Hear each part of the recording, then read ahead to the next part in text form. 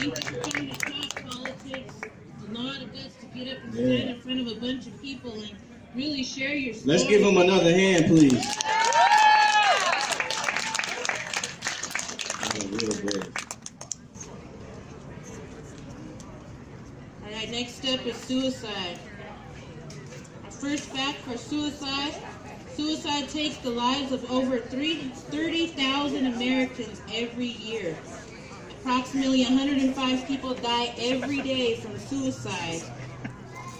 That's one death every 13 minutes from suicide.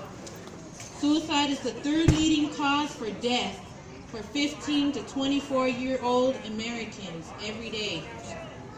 We'd like to bring up our speaker. Her name is Diamond. She has a powerful testimony. Let's give her a hand, please. These is the youth that's stepping up and sharing their stories, trying to help people.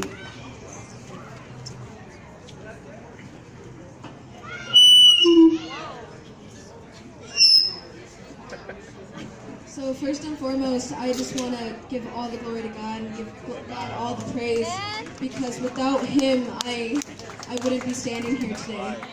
And I want to thank Him for showing me that there was more to life than I thought there was.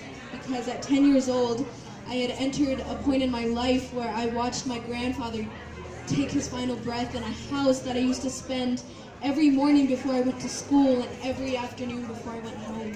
And I watched him pass away, and I couldn't comprehend and I couldn't understand why God would take someone who was so important to me, someone who meant the world to me, away from me if He truly loved and cared about me. And it didn't make sense to me, and so I began to hurt myself and I began to cut myself because I didn't see my purpose. I didn't think that I belonged here. You know, at 10 years old, I lost my faith in God. And I was raised in the church. I knew who God was, but I had no connection with Him. You know, so I just began to hate myself because I couldn't do anything right. And I brought so much pain to the people around me, and I didn't know why I was put on this place, on this planet. I didn't see the point. I didn't see God's plan. And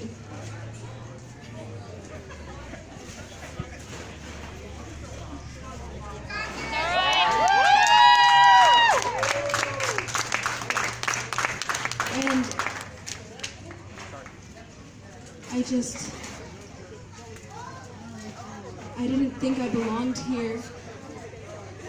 And I truthfully believed that everybody around me, my parents, my family, my friends, would be better if I just didn't exist. And when people I knew found out about my situation and saw the cuts on my wrist, they would say, "Oh, of course you do that." Because I was stereotyped so heavily because of the way I dressed, they said, "Of course you do that. Because you're an emo, because you're like this, you're like that." And that coming from people I trusted, people I cared about, it killed me. And I didn't understand what I had done so wrong to deserve all the pain and the betrayal brought to me. And 10 months ago, I was delivered. And the same day that I threw away my last razor, the same day that I threw it away with my friends, I went home and I tried to kill myself. And when my parents came home, I was laying on the bathroom floor with the pills and my suicide note. And to this day, we still have my suicide note on the fridge as a reminder of how far I've come and how far God has brought me. Yeah. And I'm so thankful for the support of my friends and my family and God. I'm just so grateful because without them, I wouldn't be standing here right now, giving my testimony to you guys. And, you know, if you're struggling with depression, if you're struggling with suicidal thoughts, feeling like you're worthless, feeling like you don't belong here, I'm telling you, it gets better. And you might not see the light at the end of the tunnel right now, but it does get better, and there is hope for you. And saying that because I was delivered, I don't still wake up every day feeling like nothing. I wake up every morning hating myself, not wanting to do anything, but God has showed me that I can take that next step with Him. Yes, you can. And you know, the scripture that God gave me was Philippians 4:13. I can do all things through Christ who strengthens me. And I live my life based off of that. And I'm so grateful, eternally grateful. I cannot thank Him enough. You know, and looking at me right now, you might think I'm a lot older than I am, you know, but I'm 14 years old. And I started cutting when I was 10. I never stopped. I cut continuously for 4 years. And I'm letting you know that I understand what it's like to feel alone. In a group, in a crowd, I know what it's like to feel alone.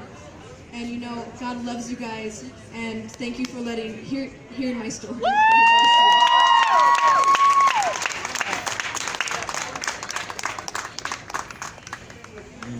Powerful. Back to Boston fishing. Yeah. Let's give her one more hand. That was a powerful testimony. As y'all see, it's the young people that the enemy is trying to attack. He's trying to attack the young people. But look how powerful God is, that the same people that the enemy the young people that he's trying to attack, He got them up there sharing their stories, giving hope to us older people.